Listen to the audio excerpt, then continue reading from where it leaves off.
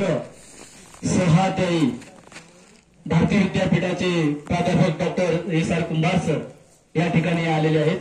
त्यांना विनंती करतो की आदरांजलीपर आपण सरांबद्दल 2 शब्द व्यक्त करावे. माझे मित्रबंधू, भारतीय विद्यापीठातले माझे 30 वर्षाचे सहकारी, शिक्षण क्षेत्रातले एक महामेरू डॉक्टर देशमुख सर आपल्याला सोडून अचानकपणे निघून गेले. हा फक्त कुटुंबावरचाच आघात नाही, हा संपूर्ण समाजावरचा आघात आहे. पण त्यांच्या कुटुंबियावरती जो आघात झालेला आहे त्यातून ते सावरण्यासाठी त्यांना एक ताकद मिळो हे ईश्वरचरणी मी प्रार्थना करतो. भारतीय विद्यापीठ आणि महाराष्ट्र प्राध्यापक संघटना याच्या वतीने मी त्यांना आदरांजली मी अर्पण करतो. आता जे वक्ते बोलून गेले या सगळ्यांचं नाव मी ऐकत होतो. त्यांच्याशी मी जेव्हा चर्चा करत होतो या सगळ्यांचं नाव मी ऐकत होतो. आज प्रत्यक्ष मी त्या सगळ्यांना पाहिलं. देशमुख सर हे फक्त शिक्षक नव्हते. आम्ही जेव्हा सुरुवातीला 30 मध्ये आम्ही एकत्र आलो, 30-35 वर्ष आम्ही काम केलं. तो एक वेगळा एक व्यक्तिमत्व होता. एक सच्चा शिक्षण तज्ञ होता, एक संवेदनशील माणूस होता. खोटं बोलणं हे त्यांना जमत नव्हतं. जे काय आहे ते तोंडावर बोलायचे आणि सतत ते पुढचा विचार करायचे. एवढ्या लहानशा गावामध्ये एवढा मोठा विचारवंत होऊन गेला. आता कोणीतरी म्हटलं की ते महामानव आहेत, हे खरं आहे. कारण बाबासाहेबांनी सुद्धा त्या समाजासाठी जे काम केलं तेच काम आज डॉक्टर प्रमुख देशमुख यांनी केलेलं आहे. मला एक प्रसंग आठवतो, मला तुम्हाला सगळ्यांना सांगायला पाहिजे. ज्यावेळी कोकणी ह्या समाजाचं पुस्तकाचं प्रकाशन होतं, या महाराष्ट्रातले सगळ्यात अनुभवी ज्येष्ठ सनदी अधिकारी माननीय रत्नाकर गायकवाड साहेब हे त्याला प्रमुख पाहुणे होते. आणि साहेब आले कार्यक्रमाला, आम्ही नमस्कार केला आणि मला देशमुख इकडे म्हणले पहिल्यांदा, मला तू हे सांग, हे सगळं पुस्तक, हे जे लिटरेचर आहे हे तू कुठून गोळा केलेलं आहे? देशमुख सर म्हणले की हे सगळं मी प्रत्यक्ष जाऊन सर माहिती घेऊन मी फील्डवर करून हे गोळा केलेलं आहे. गायकवाड सर म्हणले, माझ्या आयुष्यामध्ये असं पुस्तक लिहिणारा, एवढी प्राथमिक माहिती गोळा करणारा मी पहिला शिक्षण तज्ञ पाहिलेला आहे. आणि देशमुख, मला तुझ्याशी बोलायचं आहे. तू मुंबईला, ते चीफ सेक्रेटरी होते, तू मुंबईला एकदा मला येऊन भेट, किंवा इथं मी जेव्हा येईन तुझ्याशी मला बोलायचं. आता तुम्ही मला सांगा, महाराष्ट्रातला ज्येष्ठ सनदी अधिकारी हा देशमुख सरांना चर्चा करण्यासाठी बोलवतो, म्हणजे हा माणूस किती उंचीचा असेल हे आपण कल्पना करू शकतो. दुसरा प्रसंग असा आहे, आम्ही दोघे भारतीय विद्यापीठात असताना, जेव्हा भारतीय विद्यापीठ हे डीम्ड युनिव्हर्सिटी झाली, त्या विद्यापीठाचे कुलपती, महाराष्ट्रातले ज्येष्ठ मंत्री डॉक्टर पतंगराव कदम आम्हाला दोघांना बोलवलं. म्हणजे या विद्यापीठाचा अभ्यासक्रम तुम्ही तयार करा.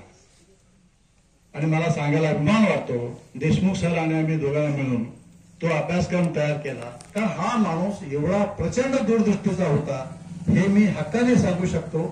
कारण मी त्याचा जवळचा मित्र आहे, आमचे कौटुंबिक संबंध आहेत. आणि त्या माणसाचा आवाका काय होता, विचार करण्याची पद्धत काय होती, तो माणूस कधीही कुटुंबापुरता किंवा स्वतःपुरता विचार करत नव्हता. आता अलीकडच्या या 4-5 वर्षामध्ये ते महाराष्ट्र पातळीवरती काम करतच होते.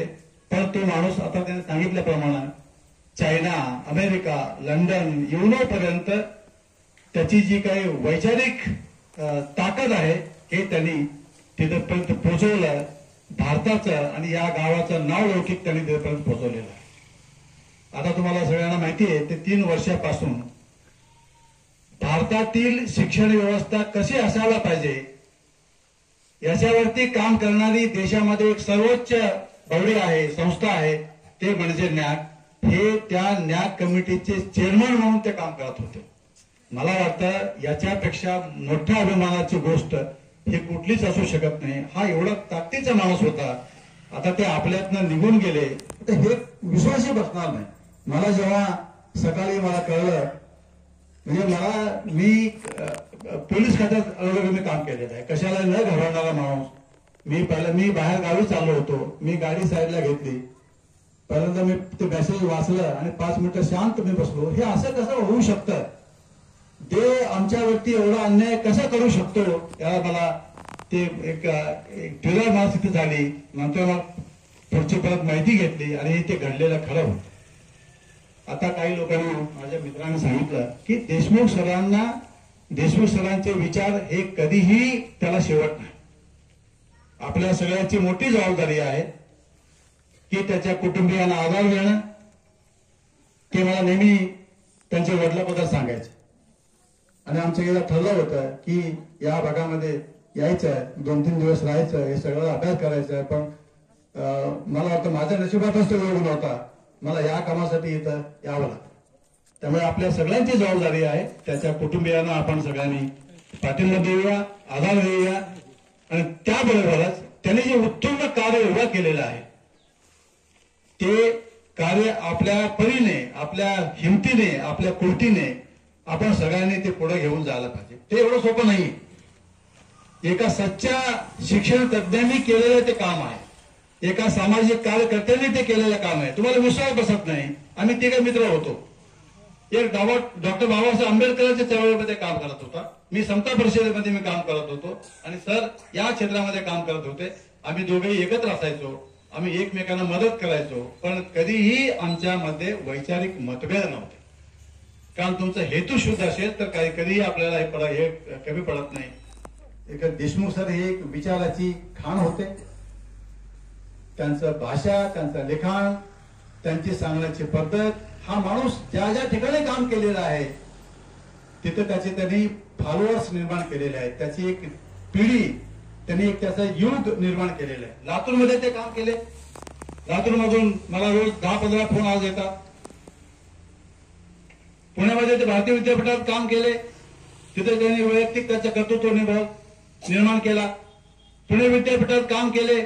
तिथेही त्यांनी त्याचं कर्तृत्व निर्माण केलं. आज या भागामध्ये त्यांनी काय केलेलं मी आता ऐकण्याची मला संधी मिळाली. हा काय साधा माणूस नव्हता. पण न्याकमध्ये किंवा परदेशात जाऊन पेपर किंवा विचार मांडताना त्यांची नाळ या भूमीशी जोडलेली होती. मला हेही सांगायला पाहिजे. सातत्याने ते सांगायचे, मला गावाकडे हे करायचे, मला गावाकडे ते करायचे. माझ्या वडिलांचं असं मत होतं आणि काही संघटनेचा आता माझे सहकारी बोलले, हा माणूस चळवळीशी जोडला गेलेला होता. एका शिक्षकाला चळवळीशी जोडणं, त्या कार्यकर्त्याबरोबर काम करणं हे एवढं सोपं नसतं. पण देशमुख साहेबांनी ते साध्य केलेलं होतं. असा हा माणूस समाजाला, देशाला, कुटुंबाला हवा असणारा माणूस हा आपल्या सगळ्यातून निघून गेलेला आहे. आता कोणाची आपली हानी काय झालेली आहे, मानसिक अवस्था काय झालेली आहे हे आपण कोणी सांगू शकत नाही. कुटुंबाची हानी किती झालेली, अपरिमित हानी झालेली आहे. त्यातून त्याला किती वेळ लागेल सावरायला, आपलं एक सगळ्यांचं कर्तव्य आहे त्यातून सावरायला. परमेश्वरांना मी विनंती करतोच आहे, निसर्ग देवतेला विनंती करतोय, आपण सगळ्यांनी त्या कुटुंबाला सावरायला आपण सगळ्यांनी हातभार लावूया. पण त्याबरोबरच त्यांनी उभं केलेलं काम हे आपण सगळ्यांनी आपापल्या कृतीने पुढे नेऊया. या असं आपण त्यांना वचन देऊन त्यांना ह्या शोकसभेमध्ये पूर्ण भारतीय विद्यापीठाचं शिक्षण परिवार, माझं व्यक्तिगत कुटुंब या सगळ्यांच्या वतीने मी त्यांना आदरांजली वाहतो. ईश्वर त्यांच्या आत्म्याला शांती देऊ ही नम्रपणे मी प्रार्थना करतो. तर गुलाब ठाकरे, सरपंच वड्याचे पाडे, बिरसानगर.